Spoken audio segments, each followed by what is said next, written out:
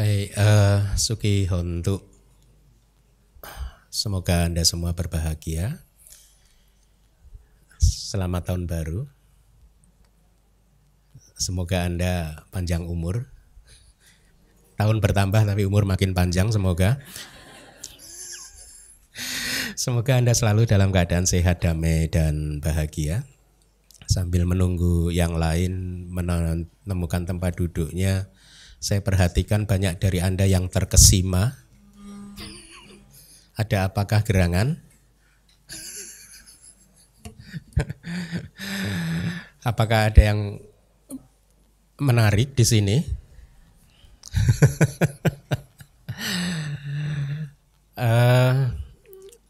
Baik, jadi para upasaka-upasika sekalian, kita memasuki semester baru di tahun baru 2019 ini. Ini adalah kelas pertama di semester ini, ya.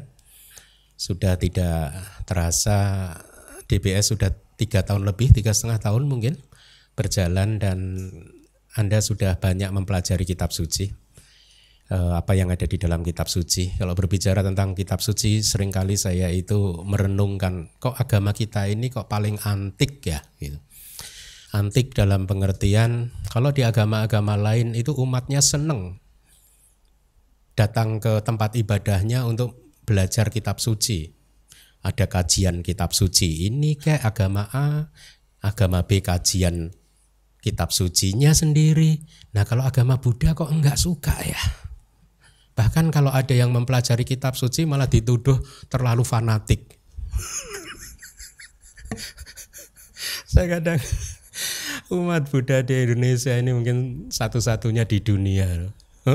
Jadi umat beragama kok nggak mau belajar kitab sucinya, itu gimana? Itulah mengapa kalau menurut saya seharusnya di Indonesia ini diperbanyaklah pembelajaran kitab suci itu. Ya, orang namanya juga kita ini umat beragama mempunyai kitab suci. Ya, kitab sucinya harus dipelajari, harus dipahami. Nah, coba kalau Anda kalkulasi di seluruh Indonesia ada berapa tempat yang mengadakan pembelajaran kitab suci? Ya, kalau di tempat ibadah lain itu setiap hari-hari yang mereka hari khususnya itu senang umatnya itu mempelajari kitab suci. Ya, jadi berbicara tentang hal yang demikian, makanya saya sering bersyukur bahwa pada akhirnya saya mendapatkan kesempatan untuk mengajarkan kitab suci. Ya, sehingga bahkan sekarang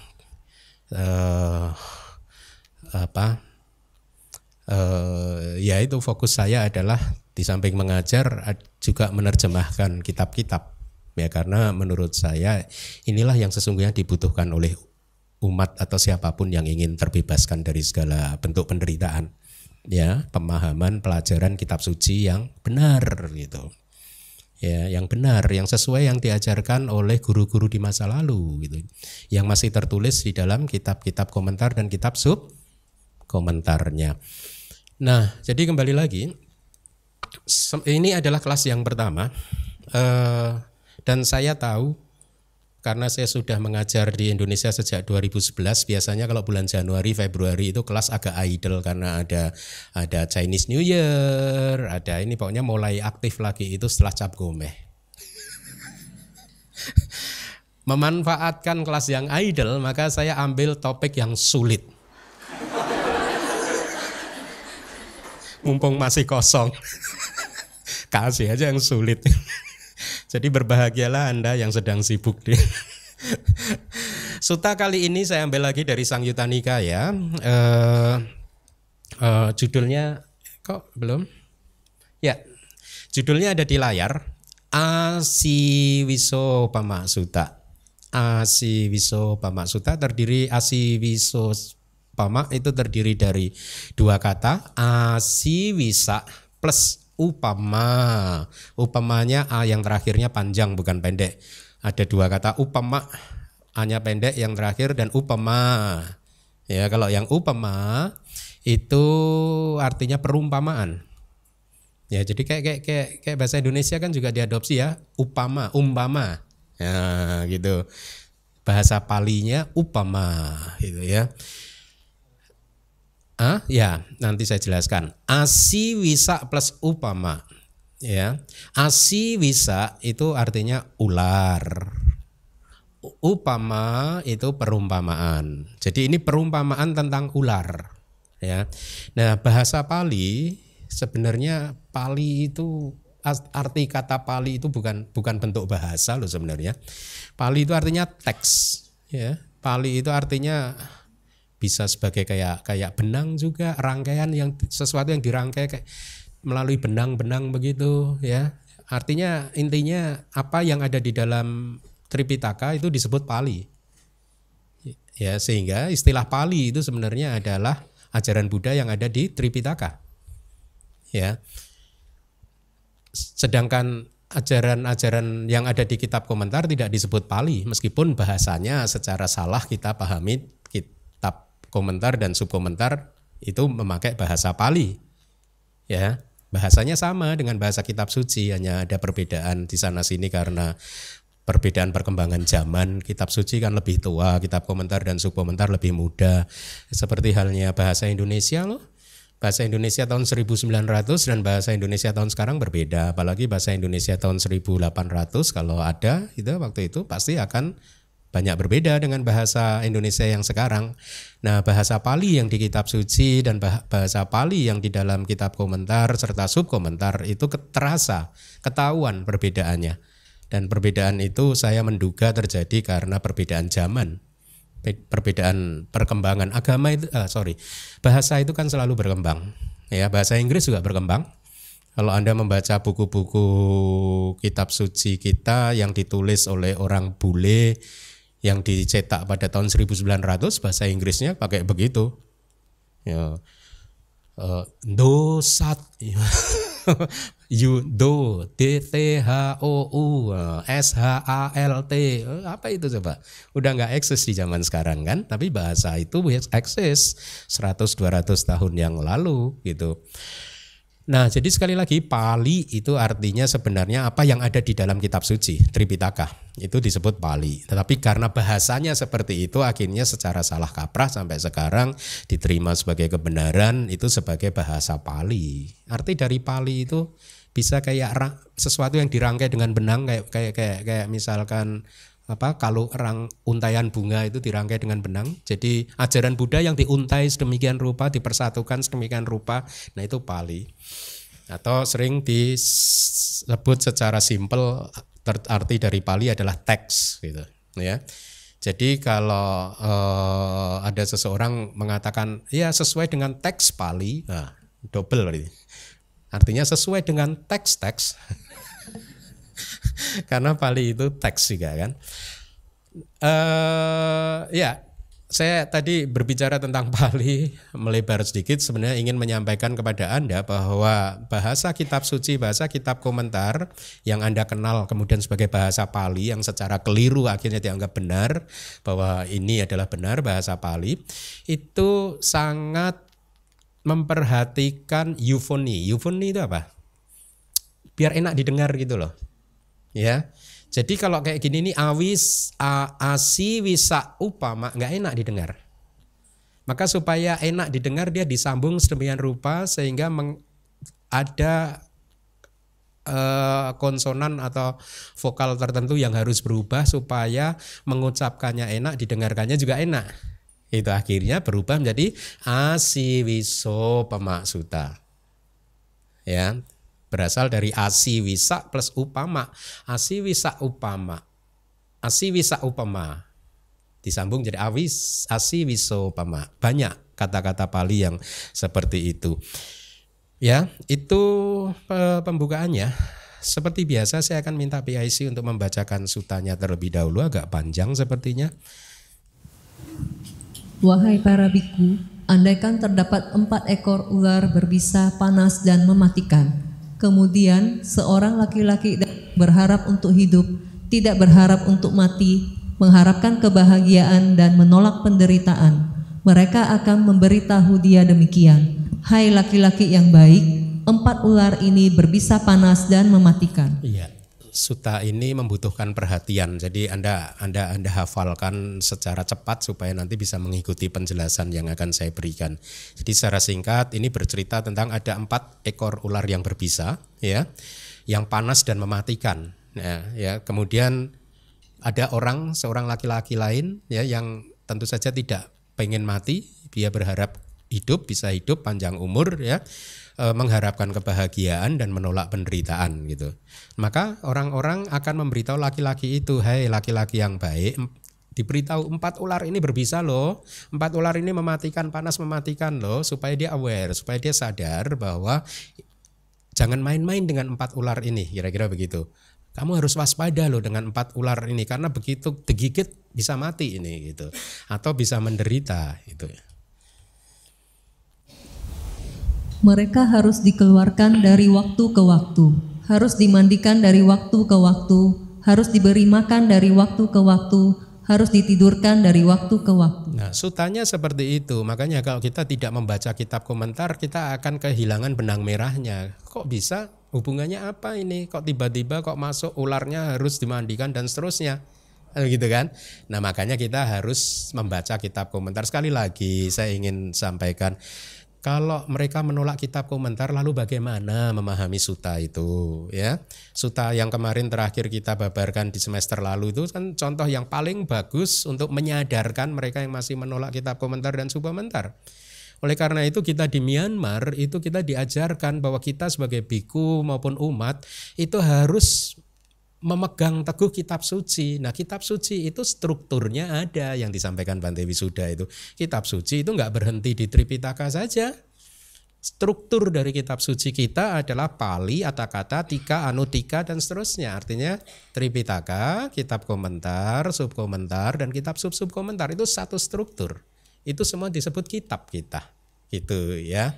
Itu tradisi Myanmar, ya, yang mungkin bisa jadi tradisi di tempat lain menolaknya, tetapi itulah yang kami mewarisi dari guru kami di Myanmar sana. Nah, Anda tidak akan menemukan benang merahnya antara kalimat awal tadi yang sudah dibaca dan yang sekarang. Anda pasti akan bingung menyambungnya, ya. Nah, sebenarnya nanti kalau kita baca di kitab komentar itu dijelaskan, diberi perumpamaan yang lebih jelas bahwa ada seorang raja titip 4 ular ini kepada seorang laki-laki, dimasukkan di dalam kotak, tapi kemudian diberitahu oleh rajanya gitu. Ini 4 ular ini berbahaya loh, tapi saya titip ke kamu tiap hari harus dimandikan ya, harus dikeluarkan ya, bla bla bla bla bla bla begitu. Nanti akan Anda lihat, ya. Kemudian setiap kali, hai laki-laki yang baik, satu atau yang lainnya dari 4 ular berbisa panas dan mematikan ini marah, maka kamu, hai laki-laki yang baik, menuju kematian atau penderitaan yang mematikan. Lakukanlah sesuatu yang harus dilakukan, hai laki-laki yang baik. Jadi intinya laki-laki tersebut diingatkan bahwa salah satu dari 4 ini kalau marah maka risikonya terlalu fatal. Oleh karena itu kamu harus melakukan segala sesuatu yang diperlukan, ya, supaya tidak menerima dampak yang fatal, begitu ya. Kemudian, wahai para biku, ketakutan pada 4 ular berbisa panas dan mematikan, laki-laki tersebut kemudian lari ke sana kemari. Mereka kemudian memberitahu dia demikian, laki-laki yang baik, 5 musuh pembunuh menguntit dari belakang dengan berpikir, dimanapun kami melihatnya, kami akan mencabut nyawanya di sana juga. Lakukanlah sesuatu yang harus dilakukan, hai laki-laki yang baik. Jadi ini menarik, si laki-laki tadi ketakutan, dia berusaha lari dari 4 ekor ular kan. Begitu dia lari diberitahu lagi itu ada 5 loh. Tambah malah, tadi 4 ini ada 5 nih yang berbahaya nih. 5 musuh dan pembunuh dia itu, ya, menguntit dari belakang gitu, ya kan. Jadi dia nasihati lagi, segera lakukan segala sesuatu untuk menyelamatkan diri, kira-kira begitu.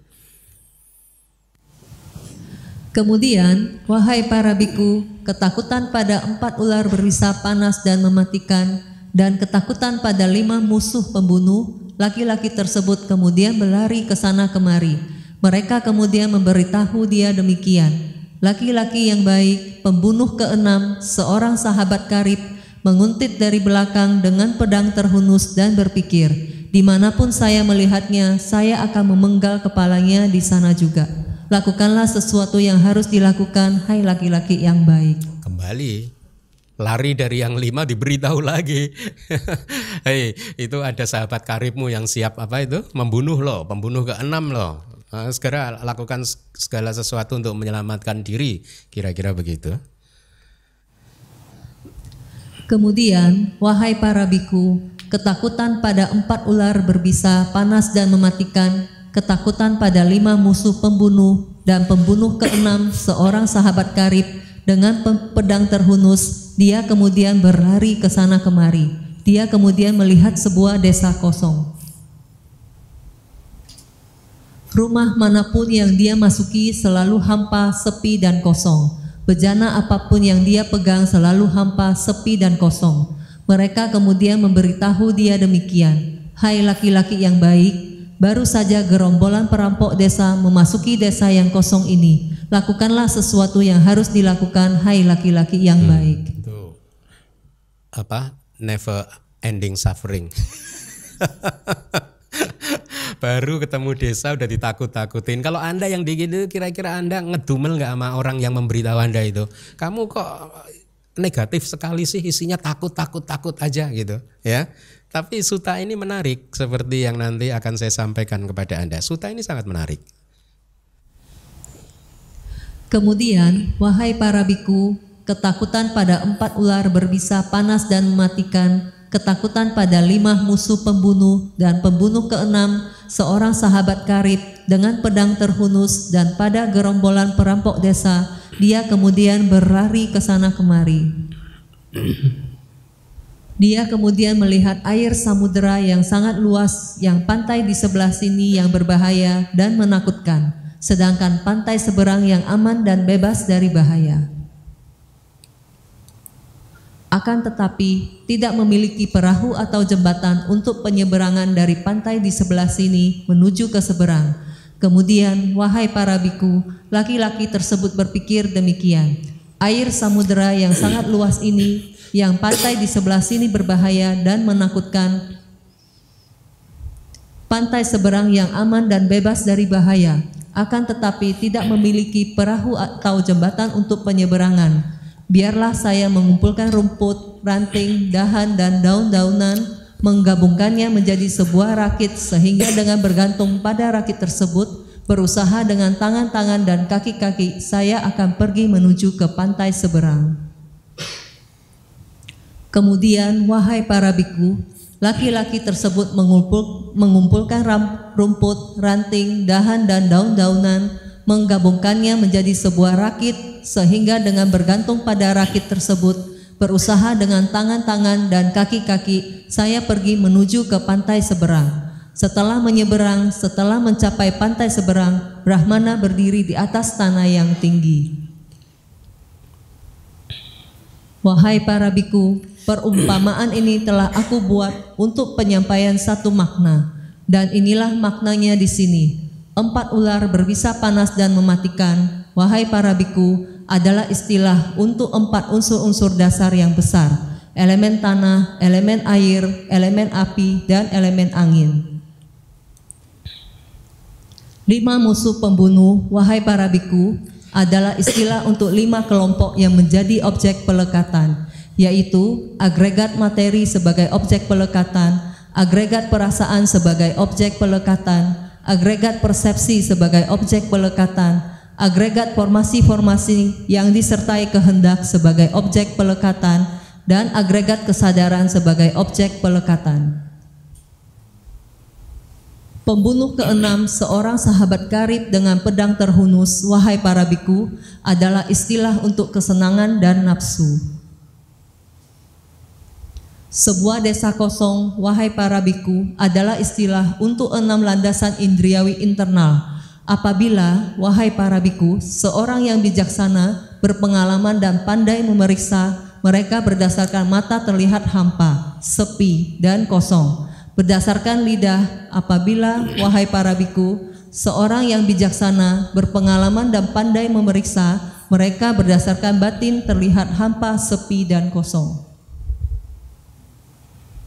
Gerombolan perampok desa, wahai para biku, adalah istilah untuk 6 landasan indriawi eksternal.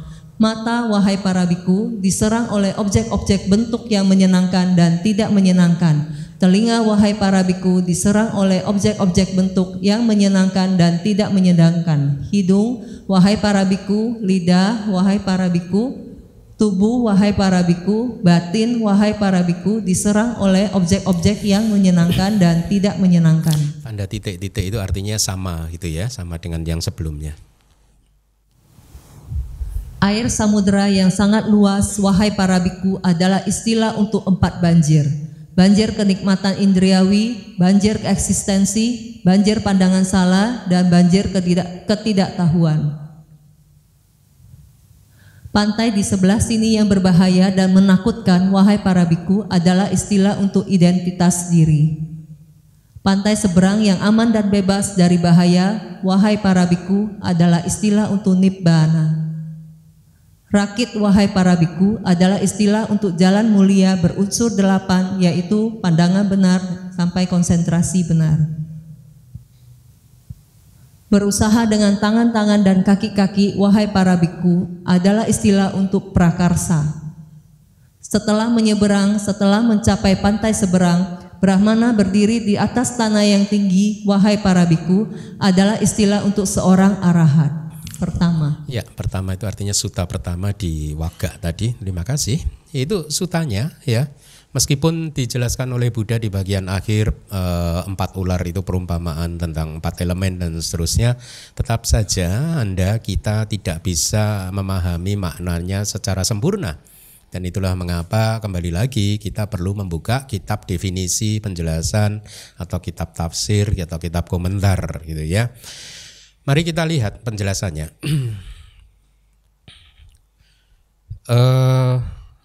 Ya, jadi sutta ini seperti yang tadi saya katakan ada di Sangyutta Nikaya, ada di Wagga atau warga atau di kelompok Salayatana. Salayatana itu 6 landasan indriawi, ya. Dan kemudian di bagian Asi Wisa Wagga, ya, di bagian warga atau warga tentang ular gitu, menempati bagian atau sutta yang pertama di Wagga tersebut. Sebelum kita sampaikan apa yang ada di kitab komentar, saya ingin sedikit menyampaikan pendapat atau komentar saya. Jadi mengapa di sini Buddha mengajarkan pertama-tama 4 elemen gitu ya. Tadi 4 ular itu sebenarnya 4 elemen yang sering Anda dengar, atau kemarin yang ikut latihan retret Pabaja, Anda banyak mendengarkan uraian dari Seale Utara tentang 4 elemen kan, ya. Yang pertama-tama 4 elemen ini adalah sebenarnya pembentuk tubuh kita, pembentuk tubuh Anda, ya. Jadi elemen tanah, elemen air, elemen api, dan elemen angin itu adalah yang membentuk tubuh Anda itu. Ya, tubuh Anda itu terdiri dari 4 elemen itu. Meskipun kalau di Abhidhamma kita mempelajari ada 28 jenis materi, tetapi materi yang utama, yang dasar, unsur dasar, pembentuk dasarnya itu adalah 4 elemen tadi, ya. Lalu mengapa 4 elemen itu diberikan perumpamaan oleh Buddha seperti 4 ular yang berbisa? Ya. Ya karena memang Anda sadari atau Anda tidak sadari, sebenarnya setiap hari boleh dikatakan mungkin setiap momen kita ini digigit oleh ular-ular tadi, oleh 4 elemen tadi. Ya contohnya pada saat tubuh kita terasa kaku, keras, sakit, itu karena elemen tanahnya sedang berlebihan. Atau dengan memakai perumpamaan ini maka kita seolah-olah digigit oleh ular elemen tanah gitu ya. Atau pada saat ya tubuh kaku, lumpuh atau sendi sakit itu karena ada ketidakseimbangan elemen, atau elemen tanahnya bisa jadi itu sedang eksesif, berlebihan ya. Nah, atau misalkan elemen air sedang berlebihan. Kalau kita batuk, pilek, berdahak, muntah-muntah ya, atau kemudian ada bernanah begitu, luka bernanah, itu dikatakan karena elemen airnya sedang marah. Ular elemen air sedang marah gitu. Atau kalau ular elemen api sedang marah ya perumpamaannya, maka tubuh kita akan demam. Itu diumpamakan kita sedang digigit oleh ular yang disebut elemen api gitu ya. Atau kita masuk angin ya, perutnya mungkin kembung banyak angin gitu, ya itu karena elemen anginnya sedang berlebihan ya. Jadi itulah mengapa sutta ini menjadi sangat bagus sekali, karena di samping kita nanti akan memahami tubuh kita, unsur-unsur pembentuk tubuh kita beserta sifat karakteristik alamiahnya, kita juga nanti akan mempelajari tentang pancu padana kanda, yaitu 5 kelompok atau agregat yang menjadi objek pelekatan kita ya. Kemudian 6 landasan indriawi internal ya toh, kemudian juga 6 landasan indriawi eksternal ya, kemudian jalan mulia berunsur 8 dan lain-lain. Jadi sutta ini sangat menarik. Tapi sekali lagi, kalau kita hanya membaca sutanya seperti yang tadi sudah kita baca bersama-sama, maka kita tidak mendapatkan pengetahuan yang cukup dalam untuk memahami sutta tersebut ya. Nah, jadi di dalam kehidupan ini ada 4 ular tadi ya, yang sangat berbahaya, berbisa, panas dan mematikan ya, yang merupakan perumpamaan dari 4 elemen. Walaupun seberapa bagus pun kita mencoba untuk menjaga tubuh kita supaya tetap sehat ya, supaya sehat itu artinya 4 elemen ini seimbang, entah dengan olahraga, dengan minum obat-obatan dan lain sebagainya, tetap saja satu saat ular ini akan menggigit. Ya, jadi risikonya tinggi mempunyai 4 ular ini ya, sama-sama berbahayanya dari masing-masing ular ini ya. Dengan demikian, karena sama-sama berbahaya, seseorang tidak bisa hanya mengurusi 1 ular saja sementara 3 ular yang lain tidak diurusi. Anda suka elemen tanah saja, 3 elemen yang lain tidak Anda urusi, tidak bisa. Karena keempat-empatnya ini berbahaya ya. Semua sakit yang diderita oleh semua manusia itu terjadi karena marahnya salah satu atau lebih dari ular-ular berbisa tadi gitu ya. Jadi karena setiap saat ya, kalau seperti yang nanti akan kita baca di kitab komentar ya, 4 ular ini kalau yang 3 tidur, yang 1 bangun. Yang 1 yang bangun ini begitu waktunya tidur, yang bangun tadi tidur, yang 3 bangun atau salah satu bangun, akan selalu ada yang bangun gitu kira-kira dari 4 itu. Ya artinya ini perumpamaan, akan selalu ada penyakit yang diterima oleh tubuh kita setiap saat ya. Yang 3 sedang baik-baik saja, yang 1 memunculkan masalah. Yang 1 ini udah sembuh, kita obati, misalkan Anda takut, aduh ini kayaknya elemen apinya udah terlalu banyak nih, kulitnya jadi kering keriput nih, ke Korea Selatan aja yuk gitu kan. Sembuh kan, dari kulitnya jadi nggak kering lagi, nggak keriput lagi, sembuh kan. Berarti elemen apinya dan elemen api, elemen tanah sudah mulai dinetralkan begitu, elemen air, tapi elemen yang lain bermasalah. Ya, pulang dari Korea Selatan demam, mules, tetap aja. Jadi nggak bisa kita lolos dari 4 elemen ini ya, karena setiap saat bangun, ada saja yang bangun, ada saja yang bermasalah setiap saat gitu. Nah, poin saya menyampaikan hal ini adalah untuk menyadarkan Anda semua, kita semua, bahwa ini adalah keadaan alamiah. Bukan jadi kalau satu saat kita sakit itu bukan sesuatu yang extraordinary. Bukan sesuatu yang luar biasa. Itu adalah memang harus begitu, harus sakit. Kalau satu saat kulit saya keriput, ya saya berterima kasih, berarti saya normal. Kalau saya nggak keriput-keriput kan nggak normal saya. Ya nggak? Jadi saya manusia kebanyakan. Nah, itu poin saya. Jadi kita harus bisa menerima keadaan ini sebagai keadaan yang alamiah. Mau sebagaimanapun kita menjaga tubuh kita, tetap saja 4 ekor ular berbisa ini sulit untuk ditundukkan. Selama berada di dalam samsara tidak akan bisa ditundukkan. Ya, tidak akan bisa ditundukkan. Cara menundukkannya bagaimana? Keluar dari samsara, bukan ke Korea Selatan.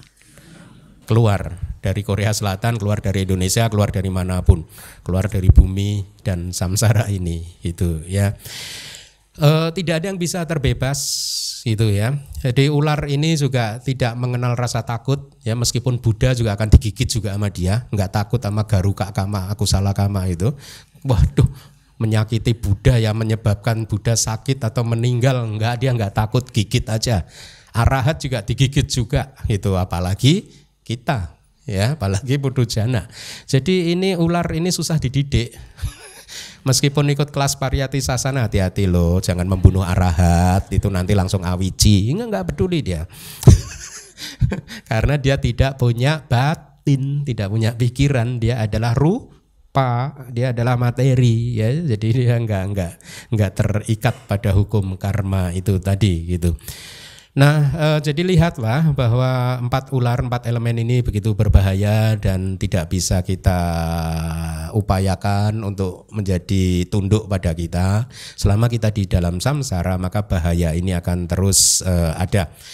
Nah, saya akan sampaikan sekarang dari kitab komentarnya, background story-nya ya. Jadi, sutta ini disampaikan di dalam kitab komentar bahwa Buddha itu berbicara dengan para biku yogi, meditator, ya, yoga wacara, ya, seorang kumpulan biku meditator. Jadi para biku yang berjumlah banyak ini sedang duduk mengelilingi beliau, mengelilingi Buddha. Itu cerita dari informasi dari kitab komentarnya gitu. Yang menarik adalah bahwa semua biku-biku yang duduk mengelilingi Buddha ini adalah bahasa Palinya Sabhagawuti. Itu Sabhagawuti itu. Artinya apa? Memiliki perilaku yang sama dalam hal pola kehidupannya sebagai biku pertapa. Jadi artinya semua biku yang mengelilingi Buddha pada saat itu adalah biku pertapa yang memang mendedikasikan hidupnya untuk bertapa, untuk bermeditasi. Ya, ada kan sampai sekarang biku yang mendedikasikan hanya untuk bermeditasi, ada kan? Ya.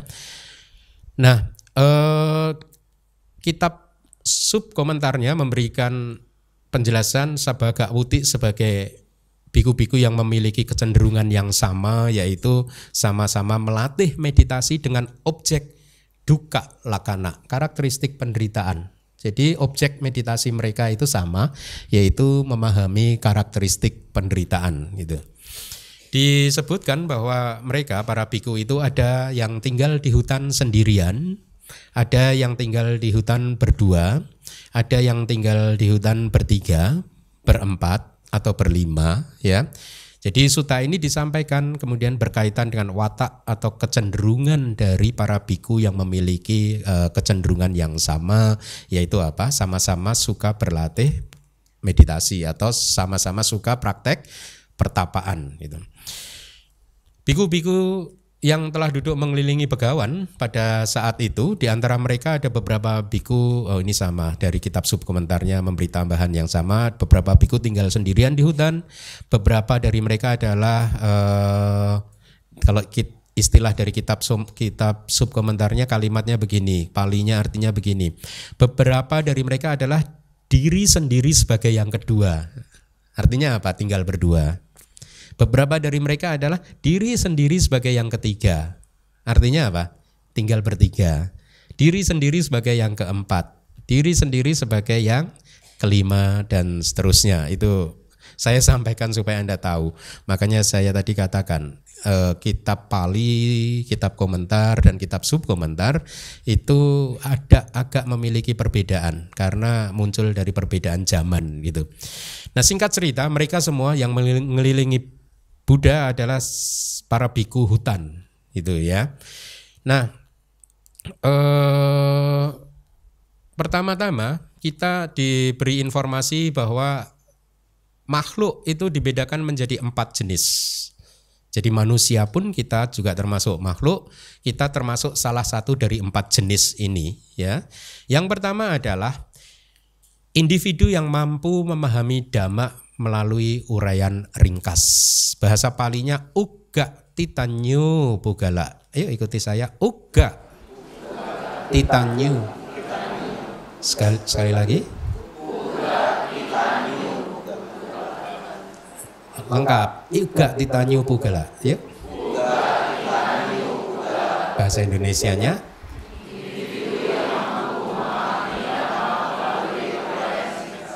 nanti akan saya jelaskan nih yang seperti apa kira-kira ya secara garis besar. Individu seperti ini adalah individu yang mendengarkan 1 sutta langsung jadi arahat.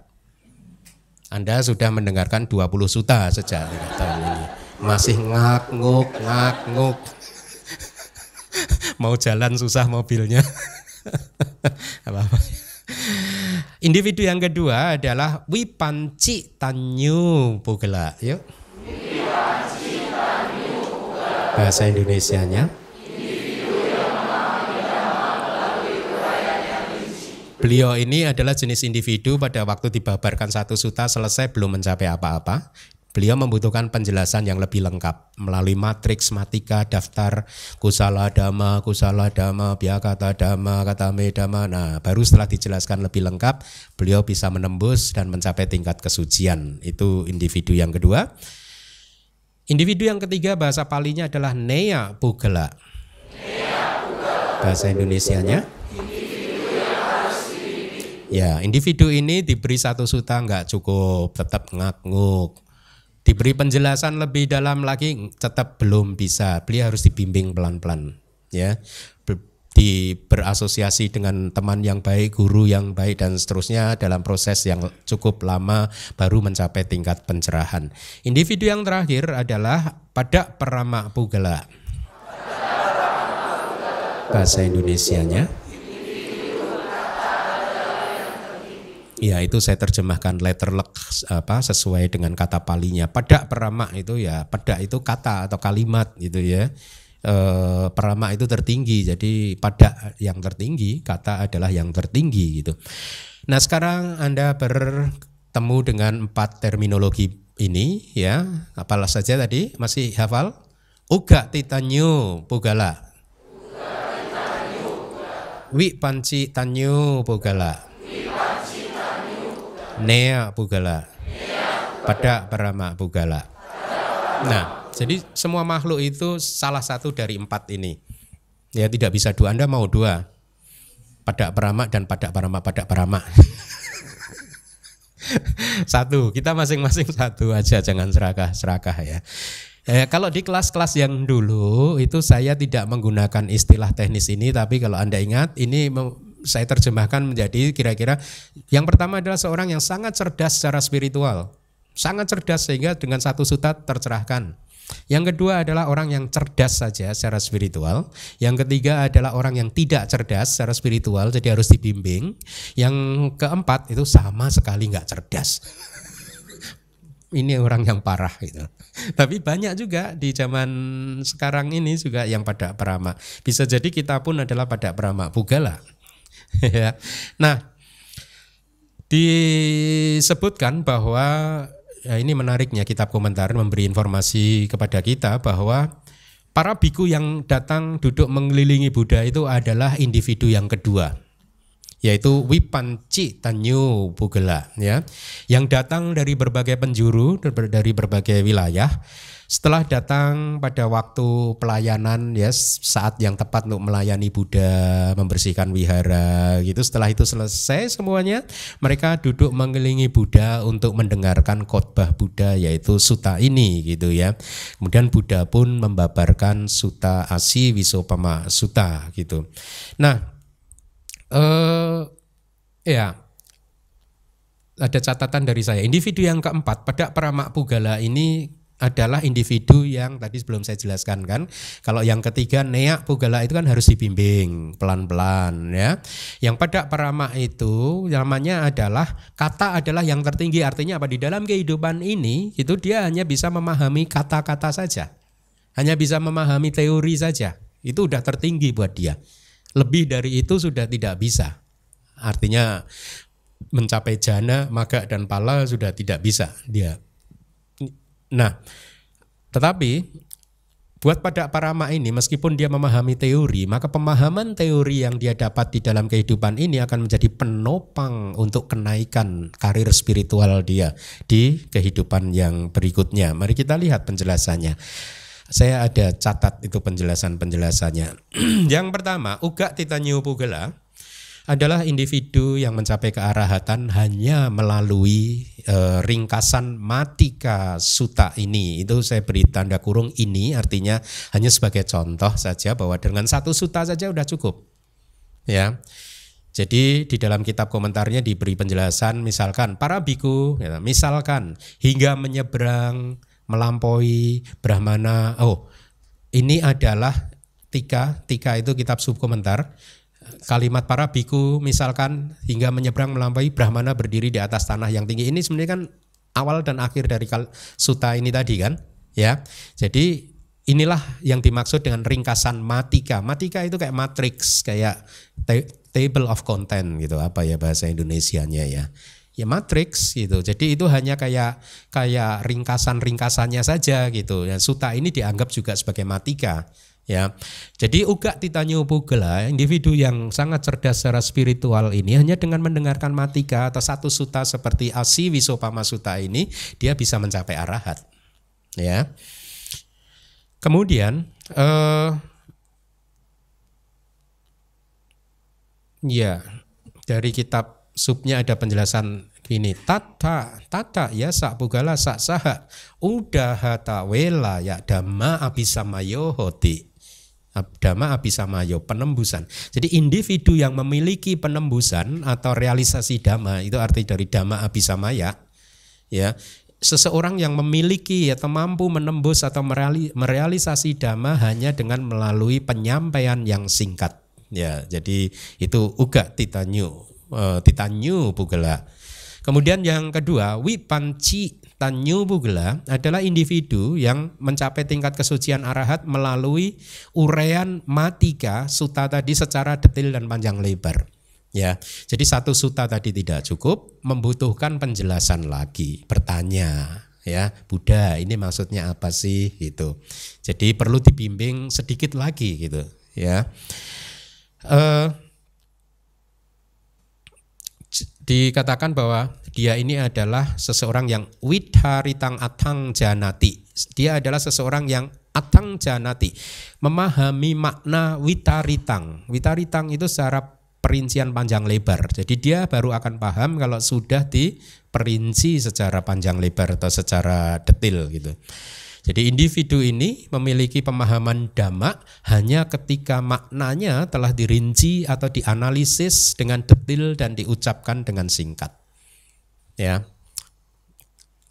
jangan dipandang, jangan diremehkan loh.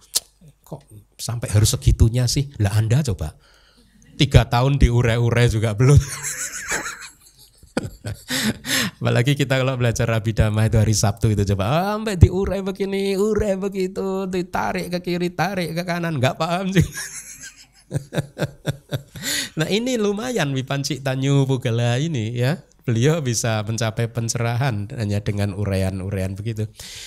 Yang ketiga adalah Neya Pugala, individu yang akan mencapai kearahatan dengan nih lihat, berasosiasi, berteman, bersahabat dengan para kalyanamita, ya, atau juga kemudian dengan mempraktekkan yoniso manasikara, ya artinya ini bermeditasi, tidak hanya yoniso manasikara di dalam kehidupan sehari-hari, tapi dalam praktek meditasi juga.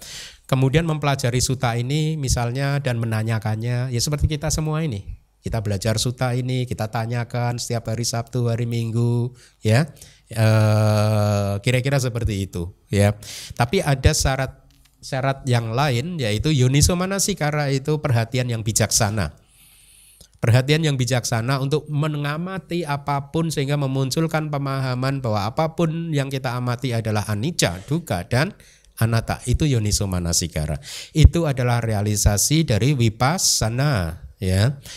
Nah, individu yang ketiga ini dia bisa menembus dan merealisasi dhamma secara bertahap melalui penjelasan, kemudian dia bertanya setelah dijelaskan dengan perhatian yang benar, yoniso manasikara, serta dia berasosiasi, bergaul dan berteman dengan kalyanamita. Ini syarat. Beberapa waktu yang lalu ada yang bertanya kepada saya, kira-kira begini, Bante, pas parami itu mutlak, parami masa lalu itu mutlak untuk mencapai pencerahan, kira-kira mutlak enggak parami masa lalu itu?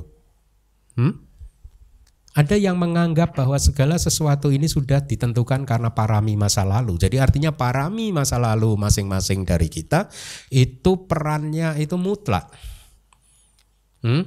Saya katakan, bahkan tadi malam juga ada yang bertanya mirip-mirip demikian. Saya katakan hati-hati. Kalau Anda memahami sesuatu, bahwa segala sesuatu yang kita alami terjadi itu ditentukan oleh masa lalu, baik itu karma buruk ataupun ini parami masa lalu, segala sesuatu sebabnya dari masa lalu, maka itu adalah pandangan salah. Pandangan salah ini konsekuensinya bisa memunculkan kelahiran di alam bawah. Kalau segala sesuatu itu ditentukan oleh masa lalu, maka apa bedanya dengan ajaran spiritual lain yang mengatakan bahwa Anda itu semua sudah dipastikan akan begini begitu gitu. Ya. Apa bedanya dengan ajaran fatalisme? Fatalisme itu menerima nasib karena udah nggak bisa apa-apa, nasibnya memang harus diterima begitu. Mereka adalah makhluk yang tidak berdaya karena sudah ditentukan dari masa lalu. Waktu lahir sudah, Anda lahir itu jadi begini, jadi dokter. Anda yang lahir jadi ini. Enakan dokter lah, modern kan? Ya, enggak. Parami penting tapi bukan segalanya. Karena apa? Sebagus apapun seseorang mempunyai parami, kalau dia tidak berasosiasi dengan kalyanamita, dia tidak berteman dengan kalyanamita, tidak bersahabat dengan kalyanamita, maka bisa jadi dia tidak akan mencapai pencerahan. Contoh siapa? Ajata 1. Ajata 1 tidak bersahabat dengan kalyanamita, tidak berasosiasi berteman dengan kalyanamita, walaupun kata Buddha seharusnya dia bisa menjadi seorang sotapana, tapi syarat ini tidak ada, maka dia tidak jadi sotapana. Malah dia jadi soto panas di Awiji. Kan dia lahir di Awiji kan, banyak api kan, panas kan, soto panas. Ya makanya berasosiasi, berteman, bersahabat dengan kalyanamita itu penting ya. Makanya saya sangat rejoice begitu melihat di DBS ini sudah terbentuk kalyanamita. Ya, kenapa saya katakan demikian? Karena saya lihat Anda yang sudah berkumpul berteman di DBS ini sama-sama saling mendorong satu dan yang lainnya untuk belajar kitab suci. Satu. Sama-sama saling mendorong satu dan yang lainnya untuk bermeditasi. Dua. Sama-sama saling mendorong satu dan yang lainnya untuk praktek atas sila. Ya kan? Banyak kan yang sudah begitu kan? Ya, inilah kalyanamita dan ini harus dipupuk gitu. Ya, ada beberapa umat yang menyampaikan kepada saya, Bante, saya seneng loh di sini. Umat-umatnya itu ya kalau habis ceramah itu nggak ada loh Bante yang ngegosip, nggak ada yang ngerumpi, nggak ada Bante gitu. Langsung ding besar dia kepalanya dia. Sadu, bagus gitu, bagus ya. Bagus, jadi waktunya positif. Tadi pagi juga saya katakan kita harus pandai-pandai mengatur waktu kehidupan kita. Ya, karena sebenarnya kita itu punya banyak waktu, hanya seringkali kita tidak pandai mengatur. Sehingga tidak menentukan skala prioritas mana yang penting, mana yang tidak penting. Sehingga yang dilakukan malah yang tidak penting. Bante nggak punya waktu nih kayaknya meditasi, siapa bilang? Kalau kita pandai mengatur waktu maka akan selalu ada. Yang penting-penting itu akan kita dahulukan. Tadi saya katakan, tadi pagi jam 6 saya sempat berpikir sebentar, aduh sudah nggak ada lagi nih yang dilakukan. Ya jam 6 pagi saya masih punya setengah jam ini. Sebelum mandi 6:30 gitu. Dari jam 6 sampai jam 6:30 ngapain ya? Langsung teringat, baca parita. Langsung baca padana. Ya. Jadi waktu yang kosong itu tidak dibiarkan begitu saja, tetapi diisi dengan hal-hal yang baik. Nah itu yang saya harapkan juga Anda lakukan. Pandai-pandailah mengisi pikiran dan hati Anda dengan hal-hal yang baik.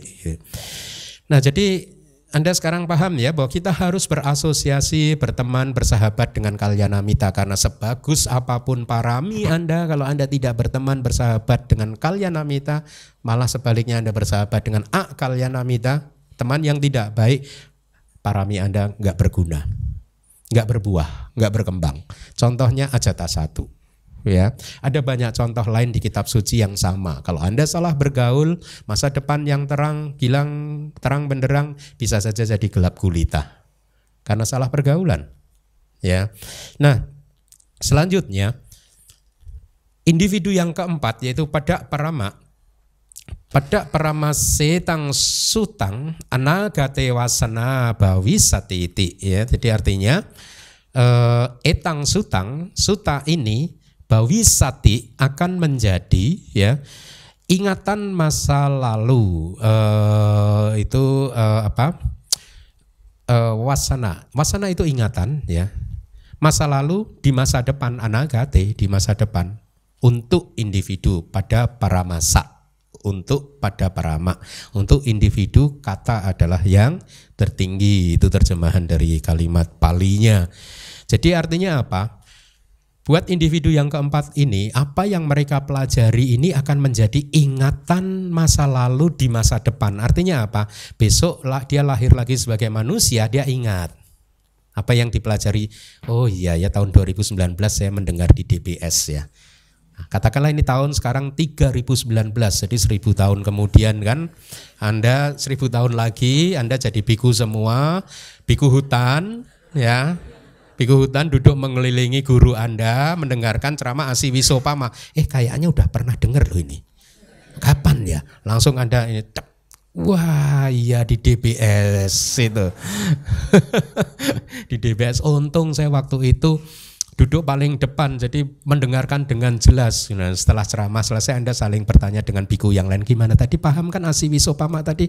Itu kan kamu dulu, iya agak paham sih karena saya duduknya di pojokan belakang dulu itu, jadi sayang, menyesal juga ya saya. Ya kira-kira begitu artinya pada parama itu. Jadi apa yang dipelajari di kehidupan ini akan diingat lagi di kehidupan yang depan. Di zaman sekarang banyak yang mampu mengingat hal-hal seperti ini. Bagaimana mereka mempelajari Tripitaka katakanlah 200-300 tahun yang lalu, 400 tahun yang lalu, 500 tahun yang lalu, 1000 tahun yang lalu. Banyak yang bisa ingat. Makanya begitu gurunya berceramah, seyadonya berceramah, banyak yang bisa, kayaknya saya pernah ingat ini. Gitu. Saya langsung paham ini dengan ceramah ini gitu. Ya. Kenapa? Karena 1000 tahun yang lalu dia sudah mendengarnya. Tripitaka kita ini umurnya udah 2500 tahun. Betul. Jadi artinya kalau 1000 tahun yang lalu Anda lahir jadi manusia dan murid Buddha, Anda pernah mendengar Tripitaka ini? Anda pernah muncul ingatan begitu enggak?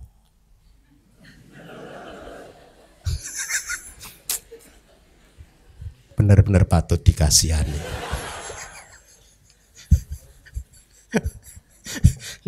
Anda kemana aja yang lalu itu? Gak apa-apa kan sekarang Bante. Yang penting kan sekarang Bante. Masa lalu kan masa lalu, ya kan. Yang penting sekarang, oke, ya. Nah, mari kita lanjutkan.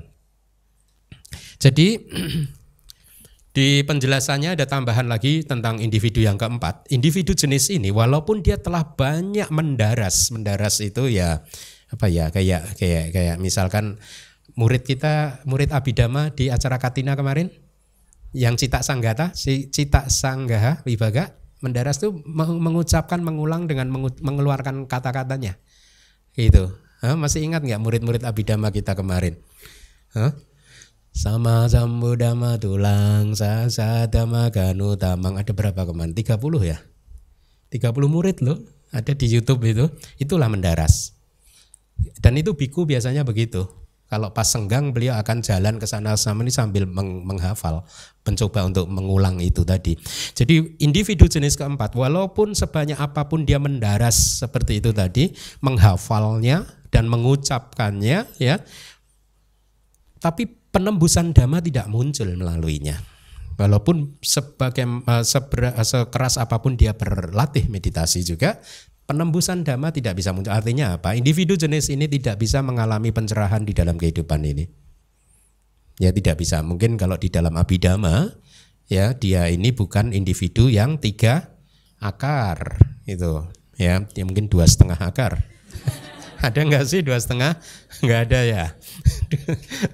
Ya, maka demikianlah 4 jenis makhluk atau individu. Jadi Anda termasuk yang mana setelah dijelaskan tadi? Saya memperhatikan semakin banyak membaca kitab komentar dan subkomentar bahwa orang-orang zaman dahulu, guru-guru zaman dahulu itu sangat suka sekali menggunakan perumpamaan-perumpamaan yang menurut saya dahsyat seperti itu tadi gitu.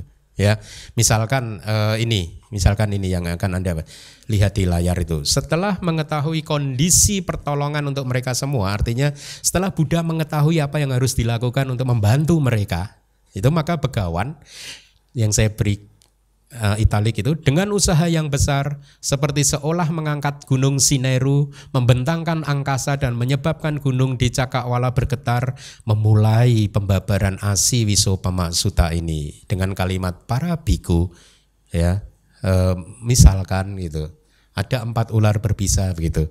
Jadi itu perumpamaan yang dahsyat gitu ya. Nah,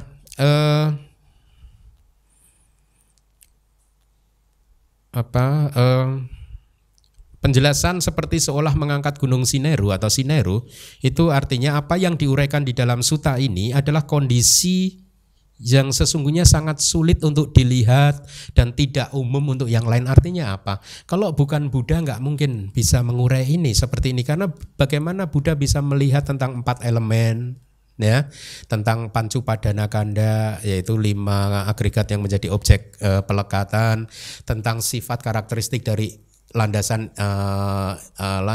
indriawi internal dan eksternal, ya, itu bisa ditembus karena Buddha. Kemarin di acara Pabaja Sayale Utara kan juga menguraikan itu. Nah, Sayale bisa menembus itu karena ada Buddha kan. Yang menemukan pertama, yang menembus pertama kan Buddha, kemudian disampaikan ke murid-muridnya dan semua murid menjaganya, melestarikannya dari generasi ke generasi, dari guru diturunkan ke murid, murid jadi guru turunkan lagi ke muridnya, murid ini jadi guru turunkan lagi ke muridnya sampai sekarang. Sampai kemudian kita bisa mengikuti jejak-jejak beliau tersebut. Jadi itu makna dari perumpamaan tadi, karena sebenarnya tidak mudah untuk menunjukkan tentang 4 elemen dan seterusnya itu, dan ini semua bisa terjadi karena ada Buddha, ya, yang bisa merealisasi ini semua. Itu maksudnya. Nah, sekarang kita akan lihat perumpamaan tentang 4 elemen tadi, ya. Apa saja tadi 4 elemen? Ikuti saya: elemen tanah, elemen air, elemen api, elemen angin. Ya. Lihat di layar, sehubungan dengan hal tersebut yang dimaksud dengan 4 ekor ular berbisa adalah 1. Seekor ular berbisa yang bermulut seperti balok kayu, ya, tapi saya terjemahkan begitu saja, bermulut balok kayu gitu, ya. Bahasa Palinya adalah kadak muka. Ikuti saya. Seekor ular berbisa yang bermulut balok kayu. Ular yang kedua adalah putih muka, yang bermulut busuk. Yang ketiga adalah aki muka, yang bermulut api. Yang keempat adalah satak muka, yang bermulut pedang. Jadi ini adalah, ya, terima kasih. Ini adalah 4 ekor ular berbisa tadi. Ya, Anda pahami dulu. Ini apa ular utamanya. Nanti akan bercabang-cabang lagi. Makanya membutuhkan perhatian yang cukup gitu. Tapi sutta ini kembali lagi, meskipun terkesan pada awalnya rumit, tapi ternyata sutta ini menarik. Ya, di endingnya nanti menarik sekali, bagus sekali. Makanya Anda harus benar-benar mengikutinya, ya. Nah, penjelasan dari kitab sub komentar, muka itu dipakai di bahasa Indonesia juga kan, muka kan. Tapi kata Pali muka tidak hanya berarti wajah atau muka, tapi juga bisa berarti mulut. Makanya di sini membutuhkan keterampilan menerjemahkan bahasa Pali. Ya, kalau kita jelaskan misalkan kadak muka sebagai wajah yang seperti balok kayu bisa juga. Ya, tetapi nanti begitu membaca kalimat berikutnya akan kehilangan konteks. Makanya mukanya ini tidak diterjemahkan sebagai muka, tetapi sebagai mulut, ya. Nah, jadi di kitab sub komentar istilah muka dimaksudkan bahwa atau tadi ular berbisa yang bermulut balok kayu, ya. Arti mulut di sini dimaksudkan bahwa ular tersebut memiliki bisa tahu nggak sih? Racun, ya. Memiliki racun di sekitar mulutnya. Itu artinya. Jadi dia mempunyai racun di mulutnya. Yang racunnya itu berefek nanti akan membuat seseorang menjadi seperti balok kayu. Ya. Jadi nanti Anda akan ketahui bahwa masing-masing ular tersebut adalah perumpamaan untuk elemen tanah, air, api, dan angin berturut-turut. Jadi kata muka itu adalah perumpamaan untuk elemen tanah. Yang bermulut busuk itu adalah perumpamaan untuk elemen air. Yang bermulut api adalah untuk elemen api. Yang bermulut pedang adalah untuk elemen angin. Baik, ya. Jadi sekali lagi ada berapa ular? 4, apa saja?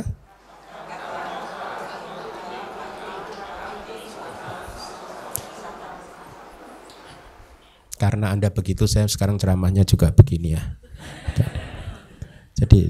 Jadi sehubungan dengan hal tersebut. Ayo, apa empatnya?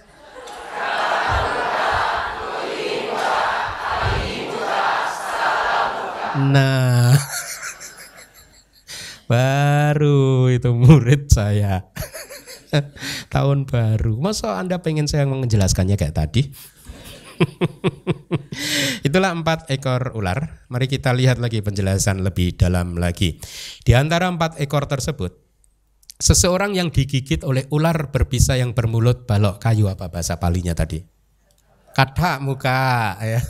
Sekujur tubuhnya menjadi keras, kaku seperti sebatang balok kayu kering, berdiri tegak seolah seperti di antara sendi-sendinya diberi banyak sekali pancang yang terbuat dari besi. Artinya pokoknya sendinya dipancang sehingga nggak bisa ditekuk lagi. Ada kan ya orang-orang yang sampai kayak gitu ya sakitnya ya, sendinya udah sulit ditekuk. Ya itu karena digigit oleh ular kata muka. Itu artinya elemen tanahnya sedang marah, sedang berlebihan begitu. Itu menurut kitab penjelasannya ini. Ini harus di-challenge sama dokter-dokter nih, bener nggak? Kemudian yang kedua, ya ini hanya sebenarnya penjelasan untuk pengantar ke poin yang penting di belakang nanti. Seseorang yang digigit oleh ular berbisa yang bermulut busuk, sekujur tubuhnya menghasilkan dan mengeluarkan nanah seperti sebuah nangka matang yang busuk dan air yang dituangkan ke dalam penyaring susu. Saya tidak mendapatkan penjelasan yang cukup. Dari kitab komentar disebutkan penyaring susu di sini adalah seperti air yang dituangkan ke dalam penyaring potas. Tahu ya, potas atau penyaring minuman keras para pencelup kain. Jadi maksudnya mungkin adalah air yang dituangkan di sini tiba-tiba menjadi berbau. Di dalam saringan itu ya, saringan yang demikian menjadi kental seperti lendir, seperti nanah begitu. Jadi airnya jadi kental. Itu yang dimaksud. Jadi seseorang yang digigit oleh ular berbisa yang bermulut busuk, masih ingat nggak bahasa Palinya? Putik muka, ya. Putik muka itu sekujur tubuhnya mengeluarkan nanah seperti perumpamaannya nangka, ya. Nangka, benar ya bahasa Indonesia itu ya. Nangka matang yang busuk dan air yang dituangkan ke dalam penyaring susu. Kemudian yang ketiga, seorang yang digigit oleh ular berbisa yang bermulut api, bahasa Palinya apa? Pinter ya, agi muka. Sekujur tubuhnya bertaburan seperti segenggam abu atau segenggam sekam. Kalau elemen api sedang marah, maka tubuh jadi kering kerontang. Semakin kering, semakin dia bertaburan. Ya. Contohnya ya abu itu bisa bertaburan karena kering. Kalau ada air yang nggak bertaburan, dia menggumpal, dia menyatu kan, ya. Sama seseorang yang kayak kita keriput, makin lama makin keriput karena elemen apinya mulai mengganas. Jadi kulit kita makin kering begitu kan. Lama-lama jadi abu. Di kremasi Grand Heaven kan jadi abu juga kan. Ya, atau segenggam sekam. Ya, kemudian yang keempat, seorang yang digigit oleh ular berbisa yang bermulut pedang, tadi bahasa Palinya apa? Satha muka, bagus, satha gitu ya. Sekujur tubuhnya terbelah seperti suatu tempat yang terkena petir. Jadi kalau di masa lalu sering diberi perumpamaan, tanah lapang terkena petir dia langsung bolong, lubang kan? Ada lubangnya kan? Itu ya. Atau seperti, nah ini saya tidak menemukan di kamus, sandi muka. Sandi muka. Dari berbagai teks saya coba ini mirip-mirip lubang peletakan batu pertama. Makanya saya beri tanda tanya 2 itu di situ. Jadi seperti lubang peletakan batu pertama. Kalau seseorang ingin membangun bangunan, ada peletakan batu pertama kan biasanya diberi lubang dulu kan, Ya, jadi itu yang digali dengan menggunakan skop besar. Jadi artinya kalau seseorang digigit oleh ular elemen apa ini? Tanah ya. Angin, sorry, betul. Murid saya pintar-pintar loh. Elemen angin itu katanya tubuhnya seolah-olah terbelah. Jadi mungkin kayak luka yang terbelah begitu ya. Itu karena elemen anginnya sedang menggila gitu. Ya. Kitab subkomentar menjelaskan bahwa 4 ular tersebut kenapa ada 4 ular tersebut? Sesungguhnya karena dibedakan berdasarkan fungsi dari racunnya, fungsi dari bisanya, fungsi dari elemen-elemennya, gitu ya. Efek negatif dari elemen-elemennya, gitu. Jadi demikianlah 4 ekor ular berbisa yang dibagi berdasarkan bisanya, yaitu ada yang seperti apa tadi? Balok kayu, ada yang seperti apa? Mulutnya busuk dan seterusnya ya. Selanjutnya ular tadi masing-masing dibedakan lagi. Ya, jadi Anda harus bersabar untuk sampai ke poin yang indahnya. Kan berakit-rakit ke hulu, berenang-renang ke tepian, bersakit-sakit dahulu, tambah parah kemudian. Selanjutnya, berdasarkan perubahan kecepatan racunnya ada 16 ular berbisa. 16 ini sebenarnya masing-masing dari 4 tadi ya, dibagi masing-masing variasinya 4 lagi. Berarti 4 kali 4 berapa anak-anak? Pinter. Ya, dibagi menjadi 4 yang ini. Jadi terdapat 4 jenis ular berbisa yang bermulut balok kayu. Jadi tadi yang apa bahasa palingnya? Kata.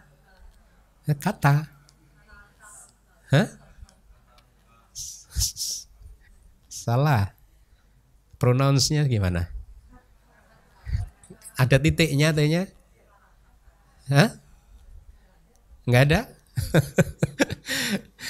Oke, jadi 4 ular berbisa yang bermulut balok kayu itu dibagi 4. Demikian pula dengan ular berbisa yang kedua.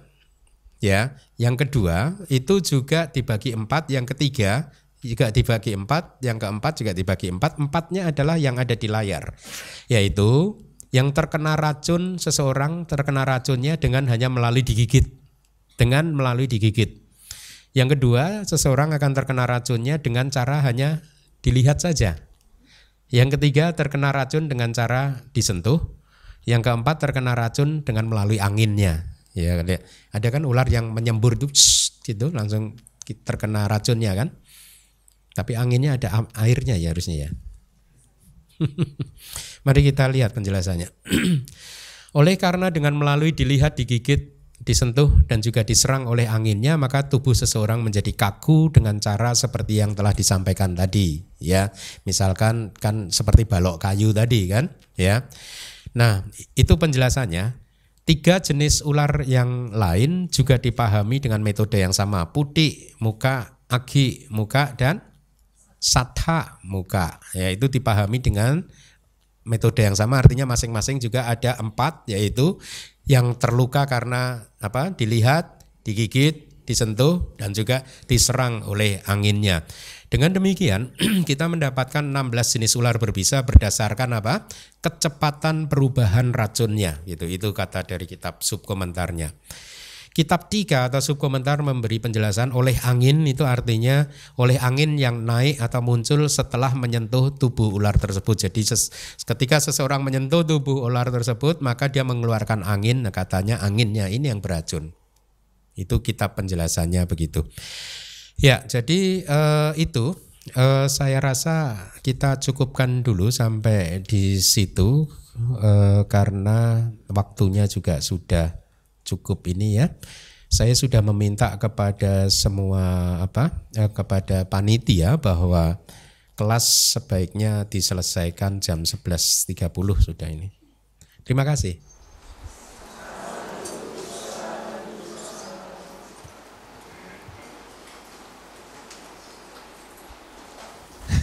Ya, selamat pagi Sugiyoto Bante Nama Budaya. Nama Budaya. Nama saya Agus. Saya ingin bertanya Bante. Tadi kan Bante katakan bahwa 4 bisa ini pasti akan menyerang kita. bahkan seorang arahat, bahkan seorang Buddha pun diserang. Tapi pertanyaannya adalah bagaimana ketika kita diserang ini menjalani kehidupan sekarang untuk mencapai kebudaan atau arahat, supaya tetap netral atau tidak terganggu oleh empat ular ini. Iya. Terima kasih. Bagaimana supaya tidak terganggu? Ya. Sebenarnya nanti di bagian akhir dari sutta ini dijelaskan apa yang harus kita lakukan tadi, yang dia berlari ketemu dengan pantai ya, dengan samudranya yang luas, pantai sebelah sini itu berbahaya, pantai seberangnya aman, damai begitu ya. Kemudian dia mengumpulkan dahan, ranting, daun, membuat rakit kan, kemudian menyeberang sampailah ke pantai seberang. Itu yang harus dilakukan. Nah, tapi itu apa? Itu adalah perumpamaan tentang mengembangkan jalan mulia berunsur 8 untuk merealisasi dhamma, bahwa semuanya kosong. Tadi kan disebutkan kosong, hampa gitu kan, sepi gitu. Tapi bagaimana merealisasinya? Ya mengembangkan jalan mulia berunsur 8 itu tidak lain dan tidak bukan adalah mempraktekkan sila, samadhi dan panya. Ya, saya tadi mungkin belum menyampaikan, meskipun di sutta ini tidak dijelaskan secara tegas, tetapi para sayadaw di Myanmar itu mengajarkan kepada kami semua bahwa untuk saat ini Uga Titanyu Pugala dan Wipanci Tanyu Pugala sudah habis stoknya. Sudah tidak ada lagi. Itu yang kami dapatkan dari guru-guru kami di Myanmar. Jadi 2 jenis individu yang pertama itu sudah mencapai nibbana semua. Ya, seperti yang Arya Sariputta, yang Arya Mahamoggallana Ananda itu sudah mencapai nibbana semua. Jadi jangan berharap Anda tercerahkan hanya mendengarkan sutta. Saya mengajarkan kepada kita untuk manusia yang tersisa ini, dia adalah 2 yang terakhir, yaitu apa tadi? Neya Pugala dan Pada Parama Pugala. Ya, yang bisa mencapai jana, maga dan pala adalah Neya Pugala saja. Ya, neya pugala, neya itu harus dituntun, ditarik, dibimbing gitu. Itu arti dari kata neya, berasal dari akar kata ni, to lead gitu. Ya, jadi harus di-lead, harus dipimpin, harus dibimbing begitu, harus diarahkan ya oleh gurunya gitu, dan harus berkumpul, berasosiasi dengan teman yang baik. Nah, sekarang syarat pertama saya tanya, Anda semua udah memenuhi syarat pertama, berkumpul, berasosiasi dengan Kalyanamita? Beneran? Kan di sini, di sana, di luar sana? Bante mau tahu aja.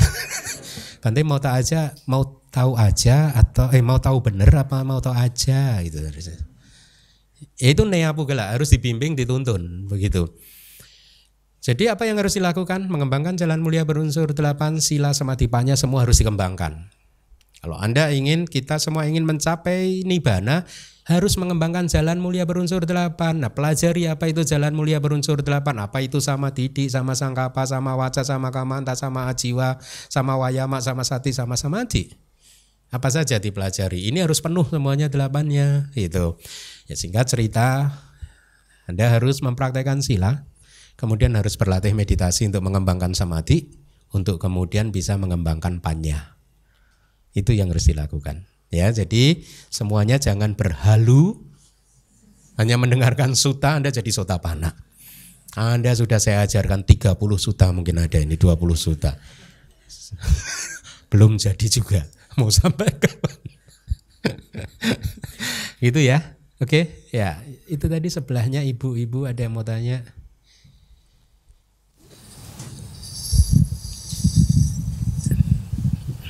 Terima kasih Bante.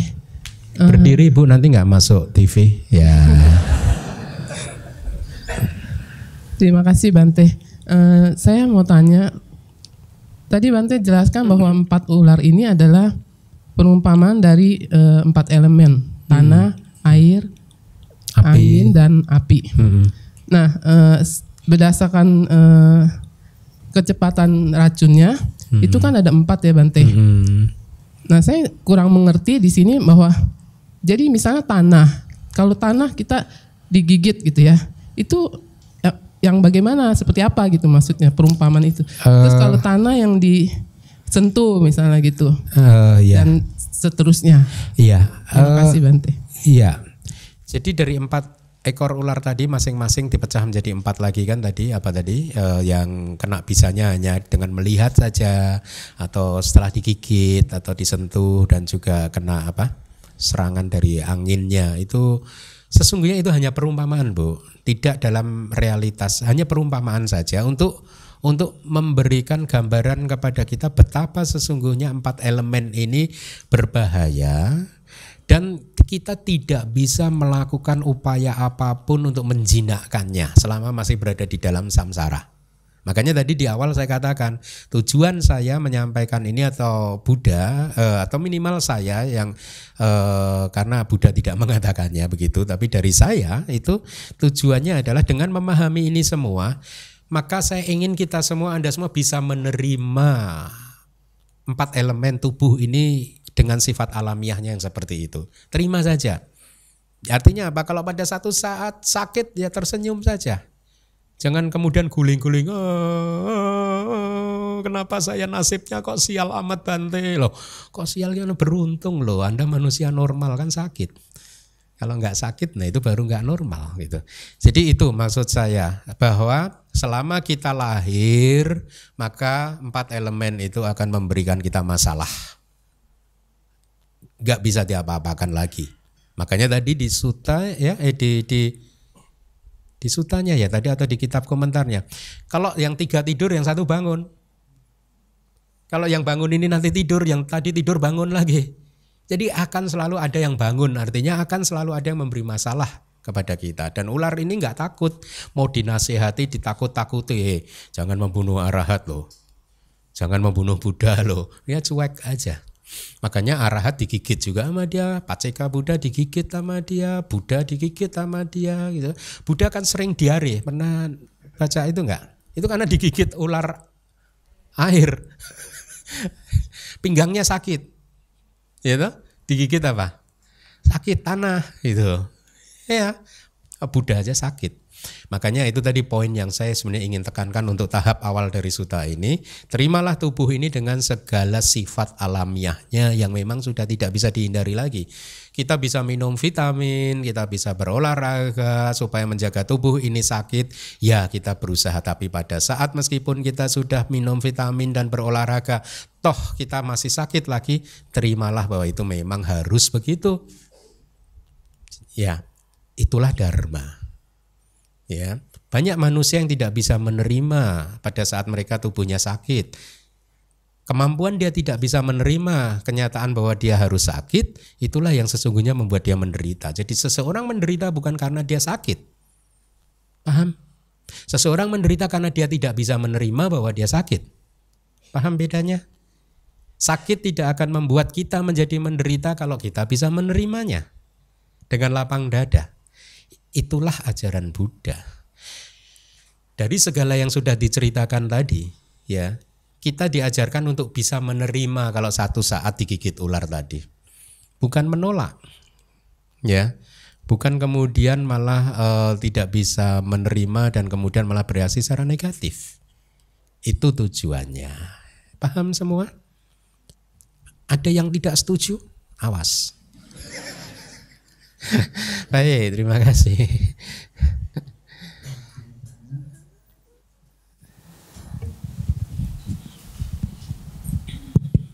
Yoti Bante, tadi ada jenis ular berbisa, lalu masing mempunyai 4 kecepatan bisanya Bante. Lalu hubungannya dengan apa? Hanya rupa, yaitu tanah, air, api, angin, karakteristiknya Bante. Kok sepertinya tidak nyambung Bante. Apa tadi? Putus-putus loh. Dengan rupa yang ada tanah, air, api dengan 12 karakteristiknya. Seolah-olah kok tidak nyambung Bante ya. Tidak nyambungnya bagaimana? Tadi kan ada kecepatan bisa ular Bante ya. Terus masing-masing mempunyai 4 jadi 16. Terus nanti apa hubungannya dengan baik. dengan baik. Oke. Ya, terima kasih. Begini, beliau bertanya tentang 12 karakteristik. Nah, jadi harus dijelaskan dulu apa itu 12 karakteristik. Jadi dari 4 elemen tanah, air, api, dan angin itu mempunyai 12 karakteristik. Ya. Elemen tanah itu mempunyai karakteristik yang paling banyak, yaitu apa? Berat, ringan, keras, lunak, kemudian kasar, lembut. Ya, kasar atau halus, ya. Berat itu misalkan Anda menjinjing tas terasa berat. Itu karakteristik elemen tanah. Kalau pada saat tidak menjinjing tas akan terasa ringan, itu karakteristik dari elemen tanah. Kemudian keras, ya, pada saat mungkin Anda sakit, tubuhnya sakit, kalau Anda pencet itu keras, maka kayak gini ini keras, ya.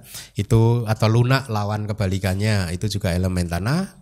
Kasar itu kayak misalkan Anda kalau dulu guru mengajarkan itu kayak lidah digesek ke gigi untuk mendapatkan persepsi tentang kasar. Ya, itu kasar, ya. Lawan dari itu lembut. Jadi ada berapa tadi elemen tanah? 6. Terus 3 elemen yang lain masing-masing karakteristiknya 2. Elemen air itu elemen tanah air yaitu menetes dan kohesi. Kemudian elemen tanah air api apa? Panas dan dingin. Kemudian elemen angin apa? Mensupport, ya. Kemudian sama mendorong, ya. Jadi itu 12 karakteristik. 12 karakteristik ini adalah realitas hakiki, Pak. Siapa tadi yang bertanya tadi? Itu adalah karakteristik dari elemen itu yang bisa diverifikasi melalui pengalaman meditasi. Ya. Sedangkan perumpamaan yang disampaikan di kelas ini tadi itu hanyalah perumpamaan saja, ya. Dia hanya perumpamaan yang bersifat konvensional. Kalau yang 12 karakteristik itu bersifat hakiki. Jadi beda level. Sama-sama benar. Jadi mana yang benar, mana yang salah, semuanya benar karena benar dalam levelnya masing-masing. Yang satu memakai bahasa sehari-hari konvensional, yang 12 karakteristik itu adalah dhamma yang memang mempunyai membawa karakteristik alamiahnya. Artinya kalau Anda bermeditasi ingin menembus elemen tanah, maka Anda akan ketemu salah satu dari 6 karakteristik tadi. Akan ketemu. Begitu Anda penetrasi, Anda ketemu ringan, oh itu elemen tanah. Ya. Kemudian Anda terasa ada yang menekan, mendorong, itu elemen angin misalkan. Kok dingin, itu elemen api dan seterusnya. Jadi berbeda level, sama-sama benar tapi berbeda level. Contoh yang paling mudah adalah Buddha mengajarkan sesungguhnya tidak ada saya. Loh, ini ada saya semua. Buddha gimana sih? Kok mengatakan tidak ada aku, yang ada hanya panca kanda saja kan? Yang sesungguhnya yang ada hanyalah nama rupa kan? Nggak ada aku, nggak ada Anda, yang ada adalah nama rupa. Tetapi sekarang kita setiap hari berbicara saya. Kok Buddha mengatakan nggak ada saya? Jadi yang benar siapa? Sama-sama benar. Karena kalau kita berbicara saya, kita menggunakan bahasa konvensi, kesepakatan. Tapi pada saat Buddha mengatakan tidak ada saya, yang ada adalah nama rupa, Buddha menggunakan bahasa realitas hakiki, paramata dhamma. Nah tapi kalau nggak boleh pakai bahasa konvensional, mosok saya mengatakan terima kasih nama rupa, izinkan pagi ini nama rupa yang ini akan menyampaikan asiwisopama kepada 400-500 nama rupa. Repot kan? Ya, secara konvensi kita dibenarkan untuk menggunakan kalimat itu, tapi pemahamannya adalah bahwa sesungguhnya tidak ada saya, yang ada adalah pancakanda. Nah ini tadi juga begitu, ular itu juga konvensi saja, begitu. Tapi secara realitas hakiki penembusan tertinggi terpuncaknya yang ditemui hanyalah 12 karakteristik tadi, begitu ya? Oke, bagus. Ya, Sukihon tuh Bante, tadi di awal suta dijelaskan bahwa ular itu harus dimandikan, dikeluarkan, itu seperti memelihara. Jadi caranya kita memelihara itu deal sama 4 ular itu gimana? Ya di awal suta tadi disebutkan bahwa ular ini disimpan di dalam box sebenarnya, setiap hari harus dikeluarkan, dimandikan, diberi makan, ditidurkan gitu. Dan itu sebenarnya dijelaskan lagi di kitab komentar. Meskipun nanti kita memandikan salah satu, yang satu masih tidur kayak tadi, diulang lagi gitu. Yang satu masih tidur, begitu kita selesai mandi kita masukkan ke box, yang satu bangun begitu. Harus dimandikan terus. Ya setelah dimandikan, kasih makan, waktunya tidur dia tidur, yang satu bangun lagi. Jadi nggak ada selesai-selesainya.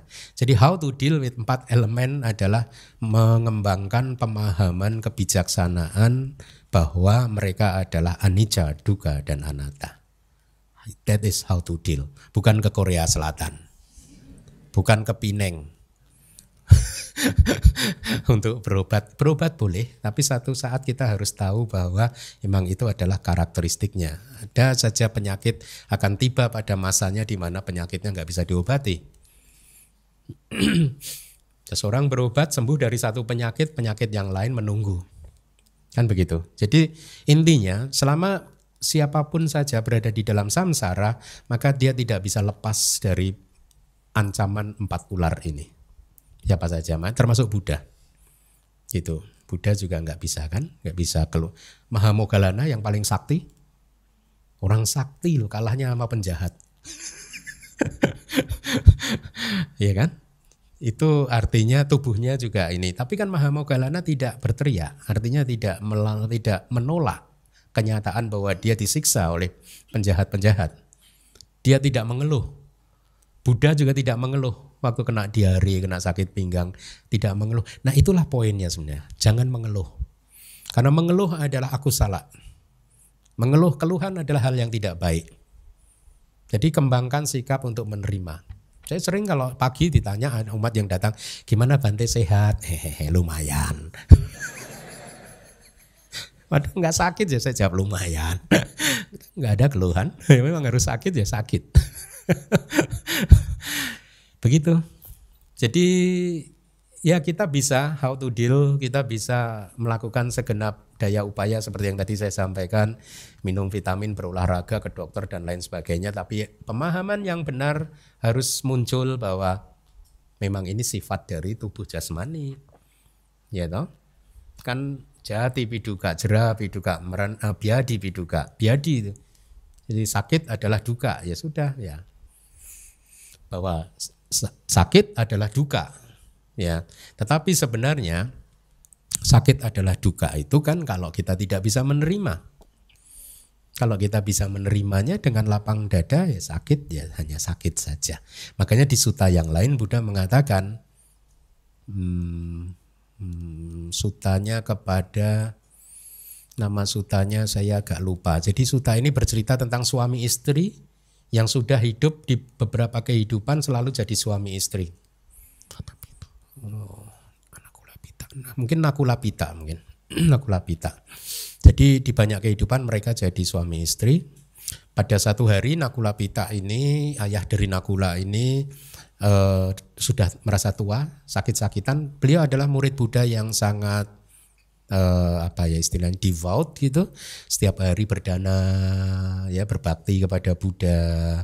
Satu hari dia merasa usia sudah cukup tua sehingga tubuh dia juga sudah sakit-sakitan, dan dia hari itu bertekad datang ke wihara untuk menyampaikan sesuatu, bahwa sesampainya di hadapan Buddha, beliau berkata begini, Buddha, saya sudah cukup tua usia saya dan saya sudah mulai sering sakit-sakitan. Mungkin untuk kedepannya saya tidak akan bisa sesering ke wihara seperti biasanya. Ya mungkin akan jarang ke wihara. Ya untuk kali ini pun saya harus berjuang untuk ke wihara, katakan begitu. Terus Nakulapita meminta satu dharma dari Buddha. Tolong Buddha kalau berkenan sampaikanlah dhamma untuk saya sebagai modal saya untuk menghadapi usia tua ini gitu. Kemudian Buddha menyampaikan dhamma yang singkat sekali, mungkin satu saat akan saya terjemahkan mungkin. Karena sutta ini bagus ya.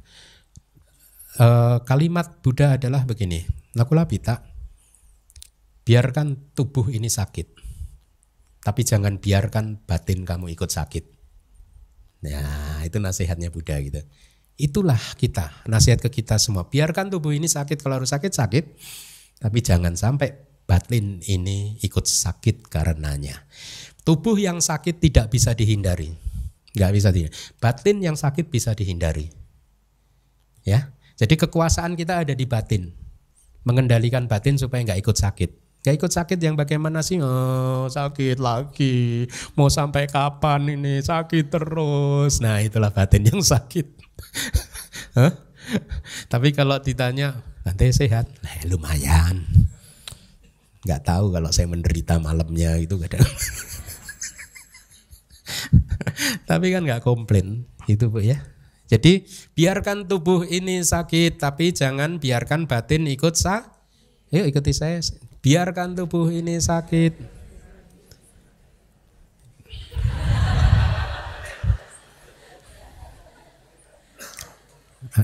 Yuk ikuti saya, yuk. Biarkan tubuh ini sakit. Ayo ikuti.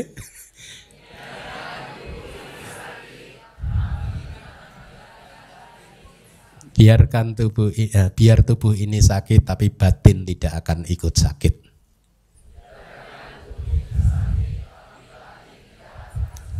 Ya, saya mempunyai jurus baru sekarang. Begitu ya. Oke, cukup.